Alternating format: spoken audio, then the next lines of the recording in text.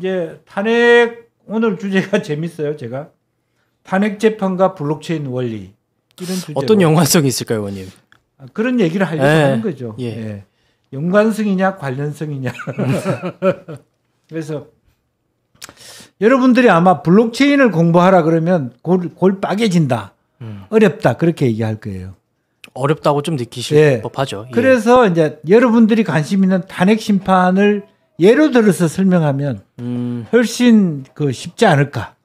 저는 여러분에게 블록체인 원리를 가르칠 생각이 전혀 없어요. 네. 그럼 오늘 연관성일까요? 관련성일까요? 하여튼은 관련성. 예. 예. 그게 그거지만 한번 이야기를 들어보겠습니다. 네. 자, 슬라이드 주시죠. 자, 홍장원 차장의 메모는 몇 개인가? 이거 가지고 이제 얼마 전에 다퉜잖아요. 예, 그렇습니다. 4가지 버전이 있다. 국정원장이 얘기했지만 그 4가지 버전을 몇 개로 보는 게 맞냐? 첫 번째 본인의 메모가 하나 있고 그건 버렸고 예. 두 번째 본인이 쓴 걸 보장하는 때 썼는데 그걸 잊어먹었고 그래서 세 번째 다시 보장하는 때 그거 한번 기억해서 써보라 라고 했고 네 번째 쓴 걸 가지고 본인이 가피를 한 거다. 몇 개냐? 총 4개가 맞을까요 그러면? 그러니까 그걸 제가 몇 개로 봐야 됩니까 그거를? 하나로 봐야 될까요? 그렇죠. 예. 그게 뭐 2개일 수도 있는데 결과적으로는 본인이 받은 거를 예. 어떻게 보면 국정원 내부의 얘기는 하나다 이거는. 왜냐하면 전화를 들으면서 우리가 메모를 다 한다는 것은 머릿속에 있는 걸 다 메모하지 않다. 유명한 그렇습니다. 이름에 대해서만 리스트를 하고 예. 나머지 전화에서 들었던 뉘앙스라든지 맥락은 머리에 두는 거잖아요. 예. 이제 그래서 그거 자체를 메모를 받아서 자기가 머리에 있었던 거를 그때 당시의 상황을 다시 가피를 한 것이 그걸 말하자면 위조다. 그렇게 말하기는 어렵다는 거죠. 예. 근데 대통령 측은 이 유일한 체포에 대한 리스트가 홍장원한테 있기 때문에 이러한 에비던스를 없애려고 해요. 실질적으로 이걸 없앨 수 있는 건가요, 의원님? 그러니까 이제 그런 면에서 이걸 없애고자 하는 사람들의 관점을 저는 중앙화 집단이라고 하는 거예요. 중앙화 집단. 이 메모, 이 종이만 증거 채택이 않으면 우리는 무죄다. 그게 이제 중앙화 집단이에요. 예. 근데 블록체인은 바로 그런 문제 때문에 출발하는 거예요. 여러분 어느 은행을 거래하세요? 저는 K뱅크로. 예. K뱅크에 거래하는데 예. K뱅크 서버가 폭파됐다. 예. 그러면 당신이 K뱅크에 돈 50만 원을 넣어놨다는 걸 누가 증명해 보냐? 저 스스로는 할 수도 없겠죠. 예. 예. 날라가 버리는 그렇죠. 거죠. 예. 그렇기 때문에 많은 은행들이 서브에 백업을 많이 해줍니다. 그런 문제의 원리 때문에 그런 문제의 원리 때문에 실제로 블록체인이라는 논리가 나온 거죠. 그게 탈중앙화입니다. 그러니까 서브가 본 은행, K뱅크 은행에 관리하는 서브가 하나 있다 그러면 그건 중앙화예요. 집중화입니다. 근데 바로 홍장원 차장의 메모는 몇 개인가 했을 때 하나라고 하지만 그 하나를 없앤다고 되는 게 아니잖아요. 옆에 그림에 나왔다시피 그 명단을 14명과 15명이라는 아는 사람들이 몇 개 있는 거잖아요. 또 체포 지시를 받은 사람이 있는 거잖아요. 그렇기 때문에 이 증거가 망실된다고 해서 오염됐다고 해서 있었던 사실이 다 없애기는 어렵다는 거예요.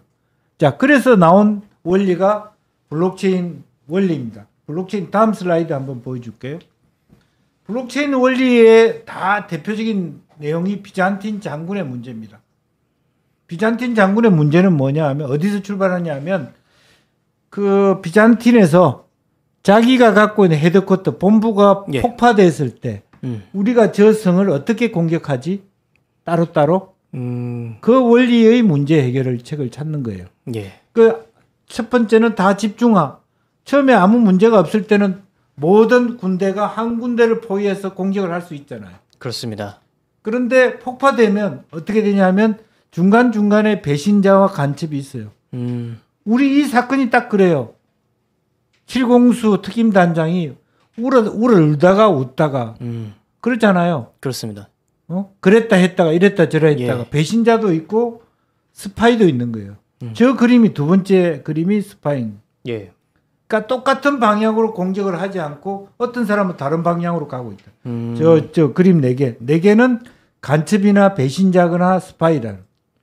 그러면 저 상황에서 우리가 어떻게 한 날 한시에 적을 무너뜨릴 수 있는가 그 문제를 해결하는 원리가 예. 블록체인 원리예요. 예. 그래서 그 문제를 해결하는 과정을 우리가 채굴이라고 합니다. 마이닝. 네. 그 마이닝하는 과정에서 비트코인을 줘. 그래서 요즘 마이닝 산업이 뜨고 있잖아요. 예. 예. 그렇군요. 열심히 노력했다. 그 마이닝은 뭐냐면 적과 스파이를 가려내는 역할을 하는 거죠. 그걸 뭘 통해서 합니까? 해시 코드, 암호를 통해서. 암호를 줬을 때 똑같은 암호를 알고 있는데 엉뚱한 암호로 답하는 사람은 스파인 거죠. 아. 네. 옛날에 제 군대 갔을 때 이런 일이 생각나네요. 암고를 진로 그랬는데 예. 소주 그랬다가 얻어트린 놈을 내가 봤어요. 그런 일부러 그러는 것 같아요. 아. 헷갈리게 하려고. 네네네. 진로라고 답해야 되는데 암호 그러면 진로 해야 되는데 소주 이랬다가 또 얻었지. 일부러 그런 것 같아. 때리려고. 그런 식의 어떤 그 해시 코드를 통해서 블록체인은 예. 그러니까 저게 다 이제 암호화폐잖아요. 예. 그러니까 어떻게 네가 갖고 있는 비트코인이 진짜인지 가짜인지를 저런 방식으로 아는 것이고 또 하나는 8만 대장경의 그 경본도 원본도 예. 한 군데만 두지 않았어요. 그렇습니다. 불이 예. 날 걸 대비해서 여러 군데 두잖아요. 예. 분산해서. 예. 예. 이제 그런 겁니다. 그래서 지금 이제 그런 것과 같이 지금 현재 홍장원을 다시 이번에 10차 변론기일에 양쪽 다 다시 한번 부르는 이유가 뭡니까? 대통령 측은 아마 홍장원은 실제로 메모를 적은 장소도 국정원장이 말하기에는 사무실이다.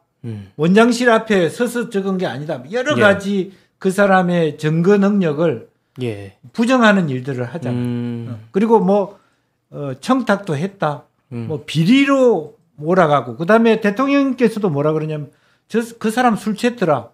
여러 가지를 얘기하잖아요. 맞습니다. 그러니까 만약에 중앙화 집단의 입장이면 홍장한 한 사람만 죽여버리면 아무 일도 없는 거예요. 예. 아까 말하자면 아니 당신이 돈 있는 거 다 은행 서부만 불태워버리면 당신은 아무 말도 없이 돈 못 찾아가는 거예요. 그거하고 똑같은 원리인 거예요. 예. 네. 다음 슬라이드 한번 볼까요?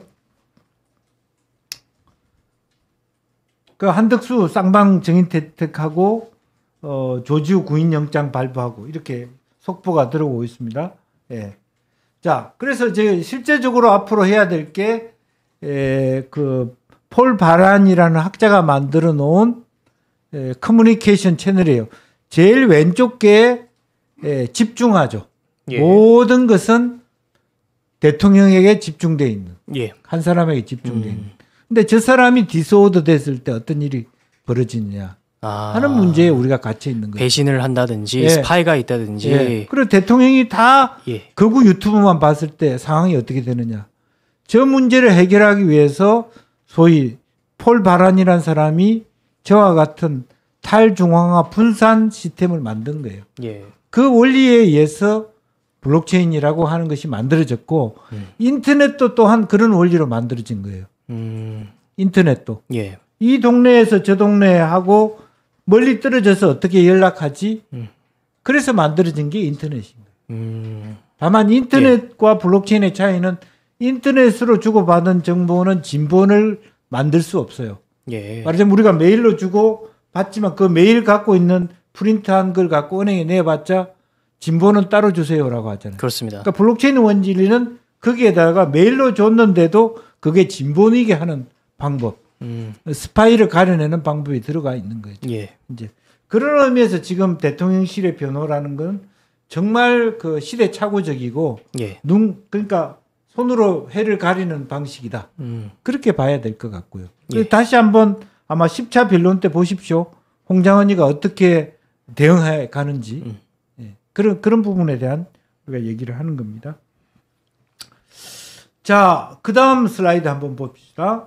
그 탈중앙화 권력과 탈중앙화 권력. 앞으로 우리 시대가 제가 이제 이번 주 금요일 날 7공화국 헌법 토론회에 가는데 우리 시대가 앞으로 어떻게 어느 방향으로 가야 되냐. 사실은 문재인 대통령도 그 얘기를 했어요. 자치분권의 시대. 예. 근데 본인이 그런데 블록체인 원리를 이해 못했다고. 자치분권의 시대를 얘기하는 거예요.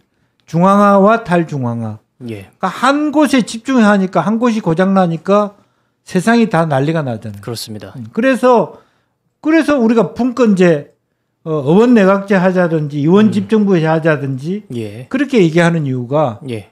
그와 같은 단독의 권력을 대통령의 제왕적 대통령 권력을 말하자면 분산시키자 하는 거죠. 그런 시대의 정신이 있는 겁니다. 예. 그래서 미래의 시대는 자치분권, 탈중앙의 시대. 그래서 예. 제가 누누이 얘기하지만 BTS의 어떤 팬클럽을 소위 분산지성의 그 말하자면 모델로 예. 그렇게 이제 제가 삼고 있잖아요. 어떻게 보면 한국에도 BTS 아미가 있고 뭐 프랑스에도 아미가 네. 있듯이 하지만 이분들이 자치분권과 유사하게 어떠한 이제 집단 지성을 또 그렇죠. 다르게 그러니까 낼 수 있는 집단지성이라고 하는 것은 누가 오더를 내리면 역할 분담을 착착해서 하는 거라면 예. 분산지성은 누가 오더를 내리지 않더라도 그렇습니다. 자기네들이 예, 예. 알아서 이 문제를 처리하는 거예요. 근데 지난 시간에 우리가 얘기를 했습니다만은 왜 BTS가 일본에 가서 광복절 옷을 입었다는 이유로 원폭 입었다는 이유로 방송 출연이 안 되지? 이런 것을 자기 팬들이 궁금해 가면서 예. 자기들끼리 연구 결과로 책을 낸 거죠. 보니까 몰랐는데 그 중남미나 유럽에서 몰랐는데 일본이 한국을 침략했더라. 이런 한국과 일본 간의 역사가 있더라. 예, 예. 이걸 오더 내려서가 아니라 팬들 스스로가 이런 리포트를 예. 그게 훨씬 더 값지고 객관적일 수 있다는 거죠. 만약에 우리가 우리 역사를 일본 학자고 한국 학자가 같이 그 토론하면서 해봤자 백날 해도 예. 결론이 안 나요. 그런 것이 훨씬 더 분산지성의 가치인 거예요. 예. 예. 그래서